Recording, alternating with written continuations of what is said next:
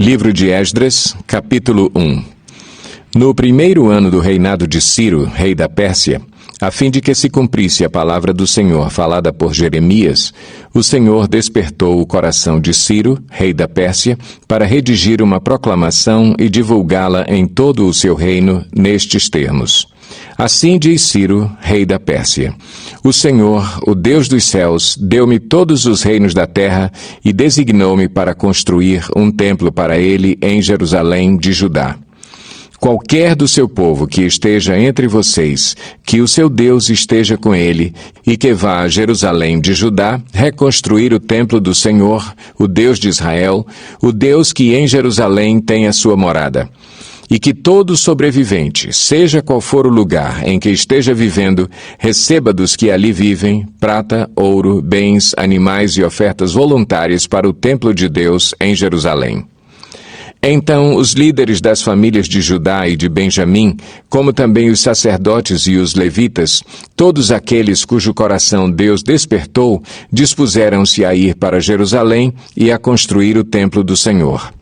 Todos os seus vizinhos os ajudaram, trazendo-lhes utensílios de prata e de ouro, bens, animais e presentes valiosos, além de todas as ofertas voluntárias que fizeram.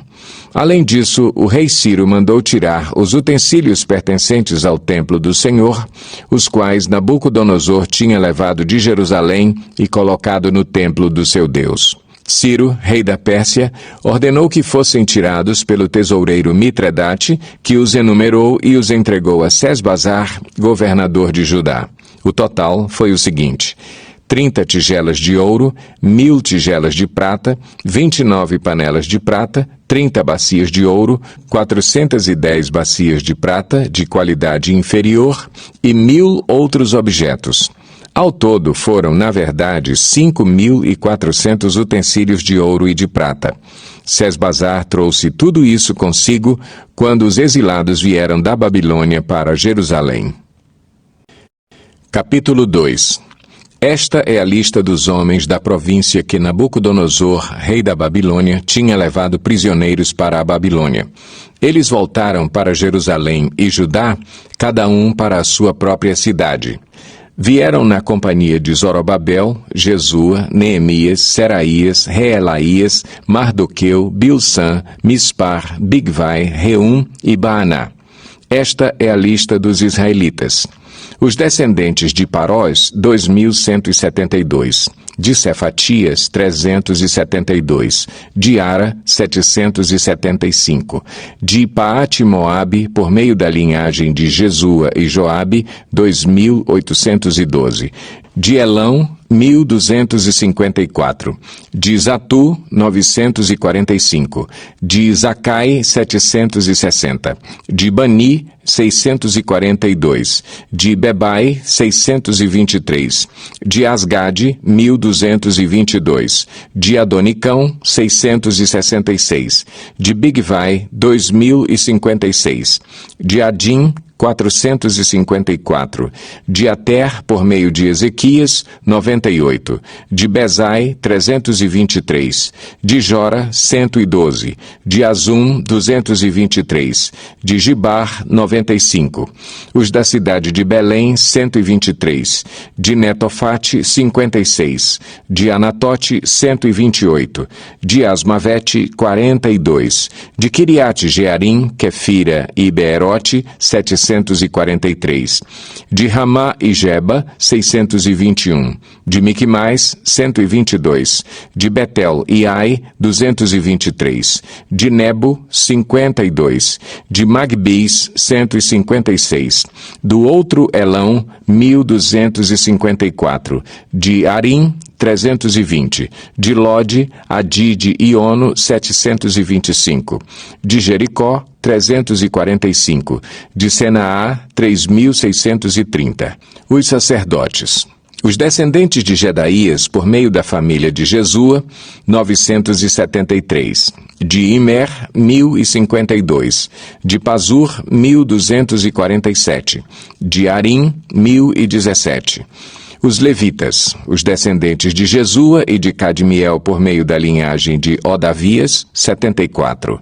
Os cantores, Os descendentes de Asaf, 128. Os porteiros do templo, os descendentes de Salum, Ater, Talmon, Acube, Atita e Sobai, 139. Os servidores do templo, os descendentes de Zia, Azufa, Tabaote, Queros, Sia, Padom, Lebana, Agaba, Acube, Agabe, Sanlai, Anã, Gidel, Gaar, Reaías, Rezim, Necoda, Gazão, Uzá, Pazéia, Bezai, Asná, Meunim, Nefuzim, Baquebuque, Acufa, Arur, Baslute, Meida, Arsa, Barcos, Císera, Tamá, Nesias e Atifa. Os descendentes dos servos de Salomão.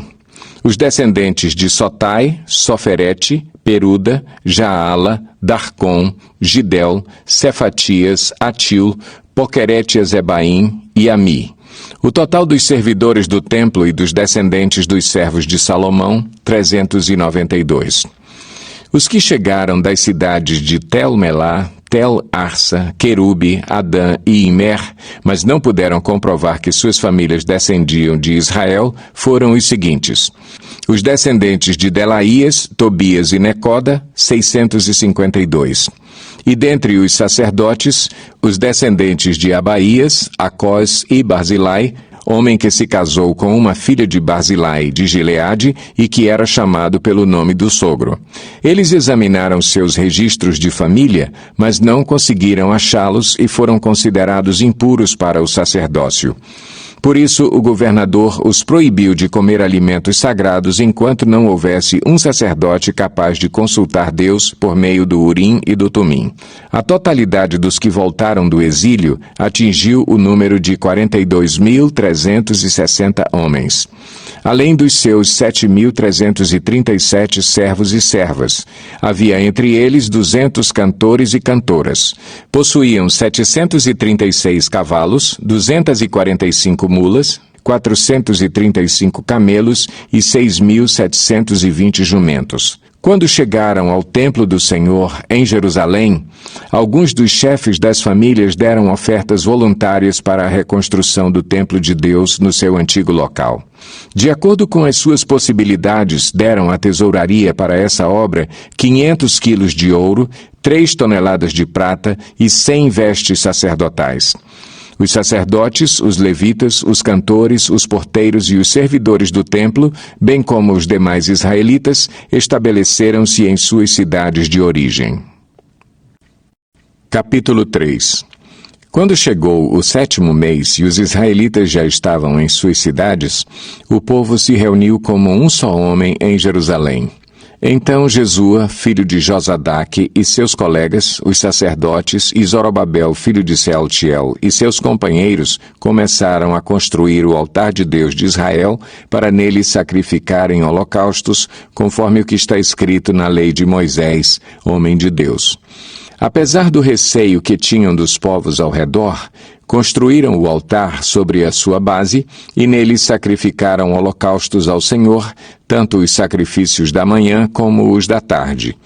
Depois, de acordo com o que está escrito, celebraram a festa das cabanas com o número determinado de holocaustos prescritos para cada dia. A seguir, apresentaram os holocaustos regulares, os sacrifícios da lua nova e os sacrifícios requeridos para todas as festas sagradas determinadas pelo Senhor, bem como os que foram trazidos como ofertas voluntárias ao Senhor. A partir do 1º dia do 7º mês, começaram a oferecer holocaustos ao Senhor, embora ainda não tivessem sido lançados os alicerces do templo do Senhor. Então, eles deram dinheiro aos pedreiros e aos carpinteiros, e deram comida, bebida e azeite ao povo de Sidom e de Tiro, para que, pelo mar, trouxessem do Líbano para Jope toras de cedro. Isso tinha sido autorizado por Ciro, rei da Pérsia. No 2º mês do 2º ano, depois de chegarem ao templo de Deus em Jerusalém, Zorobabel, filho de Sealtiel, Jesua, filho de Josadaque, e o restante dos seus irmãos, os sacerdotes, os levitas e todos os que tinham voltado do cativeiro para Jerusalém, começaram o trabalho, designando levitas de 20 anos para cima para supervisionarem a construção do templo do Senhor.